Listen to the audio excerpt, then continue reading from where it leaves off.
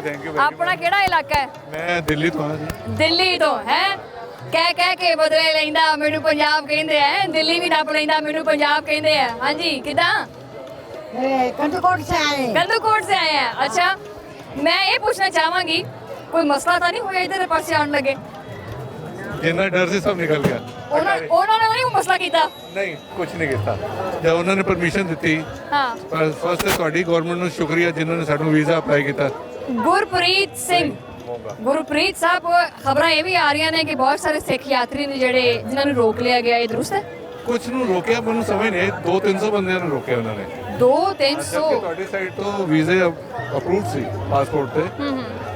ਕੀ ਮਸਲਾ ਉਹਨਾਂ ਦਾ ਪਤਾ ਨਹੀਂ ਮੈਨੂੰ। ਐਕਚੁਅਲੀ ਮੈਂ ਤੇ ਪਹਿਲੇ ਹੀ ਐਂਟਰ ਕਰ ਗਿਆ ਸੀ, 27ਵਾਂ ਨੰਬਰ ਸੀ ਮੇਰਾ। ਅੱਛਾ ਹਾਂ ਤੇ ਮੈਂ ਐਂਟਰ ਕਰ ਗਿਆ ਸਵੇਰੇ 8 ਵਜੇ ਪਹੁੰਚਿਆ। ਜਦੋਂ ਤੁਸੀਂ ਸਵੇਰੇ 8 ਵਜੇ ਪਾਕਿਸਤਾਨ ਦੀ ਫਿਜ਼ਾ ਦੇ ਵਿੱਚ ਐਂਟਰ ਹੋਏ, ਇੱਥੇ ਦੀ ਆਬੋ ਹਵਾ ਨਾਸਾ ਥਾਣੀ ਗਈ, ਦਿਮਾਗ ਦੀਆਂ ਖਿੜਕੀਆਂ ਖੁੜਕੀਆਂ ਕੋਈ ਖੁੱਲੀਆਂ ਛੁੱਲੀਆਂ ਕਿ ਨਹੀਂ?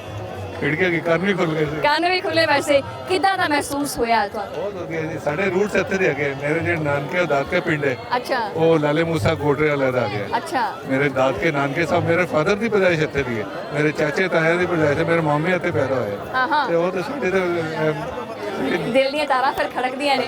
ਅੱਛਾ ਗੁਰਪ੍ਰੀਤ ਸਾਹਿਬ ਮੈਨੂੰ ਇਹ ਦੱਸੋ, ਮੈਂ ਨਾ ਇੱਥੇ ਪ੍ਰੋਗਰਾਮ ਮੈਂ ਪਹਿਲੇ ਵੀ ਆਪਣੇ ਆਗਾਜ਼ 'ਚ ਆਖਿਆ ਕਿ ਮੈਂ ਸੋਚ ਕੇ ਬੜਾ ਖੁਸ਼ ਆਈ ਸੀ। ਕੀ ਦੱਸਾਂ ਮੇਰਾ ਬੋਲਣ ਸਟਾਈਲ ਬੜਾ ਵਧੀਆ ਹੈ। ਨਹੀਂ ਦੁਬਾਰਾ ਕਹੀਓ ਕੀ ਵਧੀਆ ਹੈ? ਬੋਲਣ ਦਾ ਸਟਾਈਲ ਬੜਾ ਵਧੀਆ ਹੈ। ਪੰਜਾਬੀ ਹੋ ਨਾ ਤਾਂ ਕਰਕੇ ਮੈਨੂੰ ਇਹ ਦੱਸੋ ਕਿ ਦੋਨਾਂ ਸਰਕਾਰਾਂ ਨੂੰ ਤੁਸੀਂ ਕੀ ਪੈਗਾਮ ਦੇਣਾ ਚਾਹੁੰਦੇ ਆ ਕਿ ਅਕੀਦਤਮੰਦ ਜਿਹੜੇ ਨੇ ਉਹਨਾਂ ਵਾਸਤੇ ਕੋਈ ਨਰਮੀਆਂ ਕਰਨੀਆਂ ਚਾਹੀਦੀਆਂ ਨੇ ਜਾਂ ਹਾਲਾਤ ਵਿਗੜਦੇ ਰਹੇ ਤੇ ਇਹ ਕੰਮ ਚੱਲ ਹੋਏਗਾ? ਸਟਾਰਟ ਹੋ ਗਿਆ ਇਹ ਸਟਾਰਟ ਹੋ ਗਿਆ। ਜਦੋਂ ਵੀਜ਼ਾ ਤੁਹਾਡੀ ਸਾਈਡ ਤੋਂ ਅਪਰੂਵਡ ਹੋਇਆ ਤੇ ਇੰਡੀਅਨ ਗਵਰਨਮੈਂਟ ਨੇ ਪਰਮਿਸ਼ਨ ਦਿੱਤੀ ਹੈ ਤੇ ਉਹਨੂੰ ਜਿਹੜੀ ਬਰਫ਼ ਪਿਘਲਣੀ ਸ਼ੁਰੂ ਹੋ ਗਈ ਹੈ ਤੇ ਹੌਲੀ ਹੌਲੀ ਹੋ ਜਾਏਗਾ। ਹੌਲੀ ਹੌਲੀ ਹੋ ਜਾਏਗਾ, ਠੀਕ ਹੈ ਨਾ? ਹੌਲੀ ਹੌਲੀ ਤੁਸੀਂ ਅੱਗੇ ਵਧੋ ਇਨਸ਼ਾਅੱਲਾ ਹੌਲੀ ਹੌਲੀ ਹੋ ਜਾਏਗਾ। ਇਨਸ਼ਾਅੱਲਾ ਤੇ ਹੌਲੀ ਹੌਲੀ ਤੁਸੀਂ ਅੱਗੇ ਨੂੰ ਵਧੋ ਤੇ ਤੁਸੀਂ ਵੀ ਦਰਸ਼ਨ ਕਰੋ, ਅਸੀਂ ਵੀ ਕਰਦੇ ਹਾਂ। ਚਲੋ ਠੀਕ।